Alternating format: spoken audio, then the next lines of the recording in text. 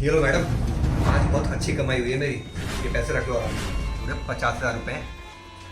क्या बात है, 50,000 रुपए? अरे वाह ईशान, इतने सारे पैसे, इनसे तुम्हारी बहुत सारी जरूरतें पूरी हो जाएंगी।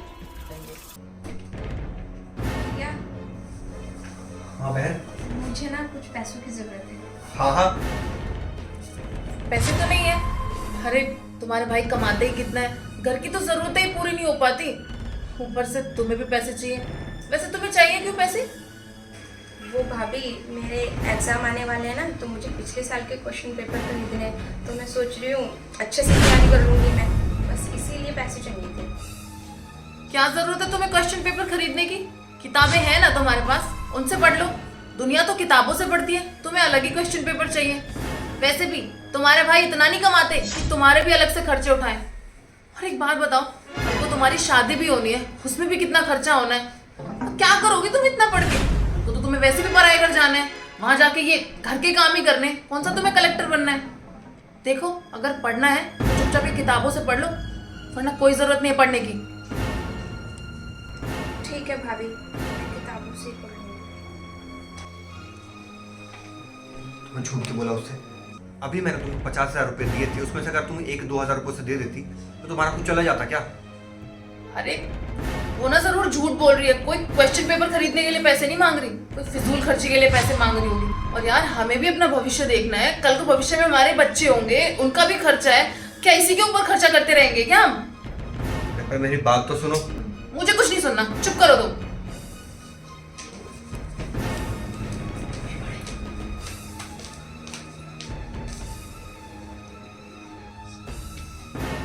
क्या पढ़ोगी बहन?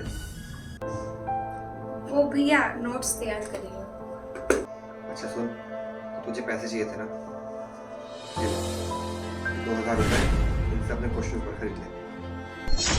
अरे भैया, पर भाभी तो कह रही थी पैसे नहीं है, अगर उनको पता चलेगा आपने मुझे पैसे दिए तो वो कितना गुस्सा करेंगी। आप रहने दो भैया, आप रखो, मैं ऐसे ही तैयार कर लूंगी। अरे पागल है क्या तू? ये पैसे तू रख, मुझे पता है तू पढ़ने में बहुत होशियार है और आगे चल के हमारा भी नाम रोशन करेगी। उसको छोड़ दो, उसकी चिंता तू मत कर। मैं जाओ और क्वेश्चन पेपर अच्छे से खरीद के उसकी तैयारी कर, ठीक है? अरे वाह, ये पैसे तो काफी हैं। इन पैसे से तो मैं 4-5 क्वेश्चन पेपर खरीद लूंगी।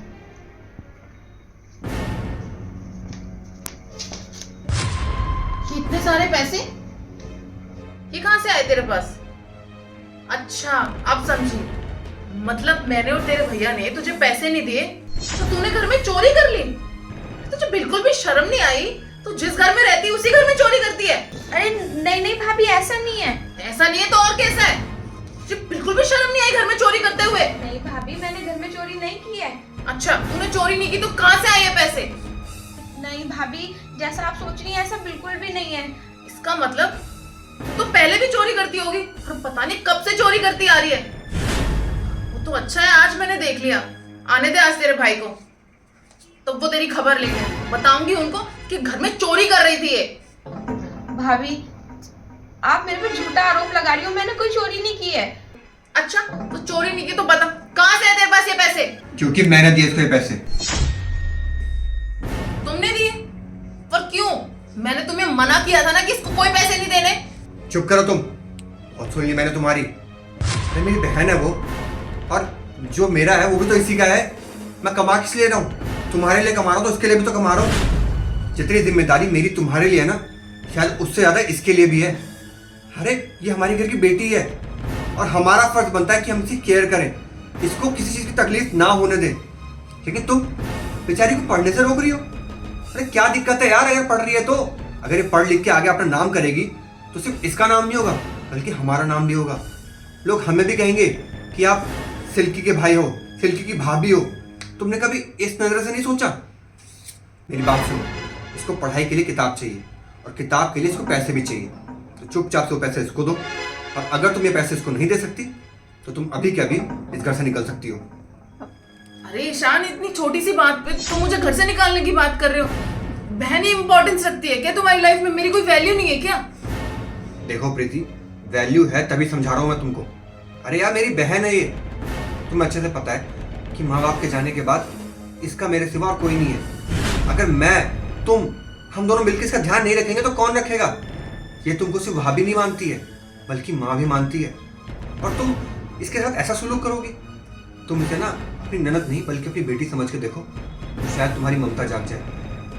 और अभी कभी इसे पैसे दो, और अगर नहीं दे सकती तो आज से मेरा और तुम्हारा रिश्ता खत्म। नहीं रखना मुझे तुम्हारे साथ कोई रिश्ता। नहीं नहीं शान, मुझे माफ कर दो, मुझे अपनी गलती का एहसास है। मैं बहुत स्वार्थी हो गई थी, बस अपने बारे में ही सोच रही थी।